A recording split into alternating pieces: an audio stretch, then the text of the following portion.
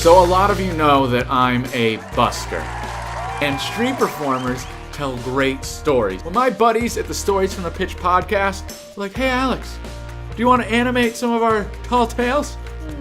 You know what? My fans, A-listers, the Web Scout, Fan Delicious Delights, they would love it. So this first story is told by the incredible street performer, Clark McFarland. In Paris, I had an ankle injury, and I'm broke. So I get the idea to be a living statue, which was all the rage. And the living statue that I chose to be, being Christmas, was a Christmas tree. So I just sit there and listen to Mel Torme and wait for someone to tip me. And they would tip in a little present box that had all the batteries in it.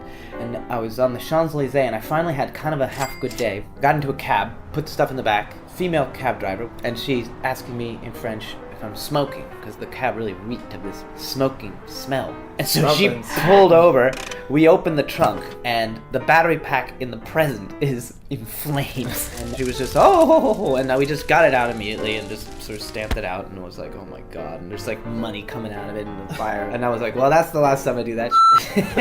Can you imagine that? Working all day long and then just finding out all your money is on fire?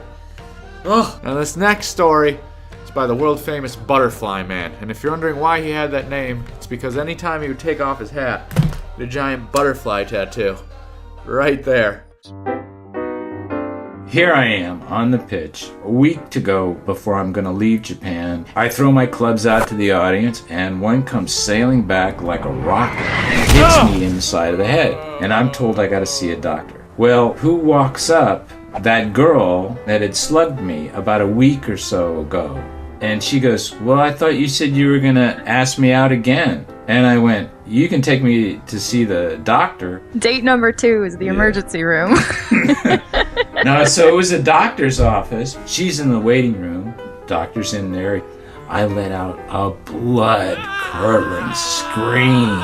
He freaks. And then I sneak to the door, and there's this little Japanese girl, just completely terrified look on her face. And I went, just kidding. Can you believe he married that girl? Nice moves, Mr. Butterfly. Nice. Now, we've only got one story left. If you guys are digging these stories, leave it in the comments down below. That way I know to make more. Now, this last storyteller has performed in high-end circuses all across the globe. His name is Rob Torres, and his story is called The Peeing Wino. In Pompidou Center, I was street performing, and before the show came this bum. He starts peeing on the wall. Oh no. My friend Ben starts this kind of little fight, and he took off. So Ben's in the middle of his show, chained up, and the guy decides to come back. Perfect. It was great timing and karma. So he comes back into the show with his bottle of wine in his hand, and he comes up and he starts heckling him. Inside the show. It's just him and Ben on stage. And then there was a point where the funny kind of died from the scene, so I snuck up behind the bump, and I just took the bottle out of his hand, and he turned around and went, no! And I just sat there and I put one little drop on the pavement. No! And I kept stepping backwards, and he kept following me, and I put another little drop on the pavement. He'd go, no! And I walked him out of the circle, and off I went. Ew, peeing gross. Well, you got a gross out story, leave your comment about it downstairs. Try and gross me out. Good news, you guys. I got some samples from the print manufacturers. The t-shirts are getting here real soon. Get excited to get one. I know you do. For more great stories on street performing, check out the Stories from the Pitch podcast. I'm itsAlexClark, and I will see you somewhere, okay? Bye!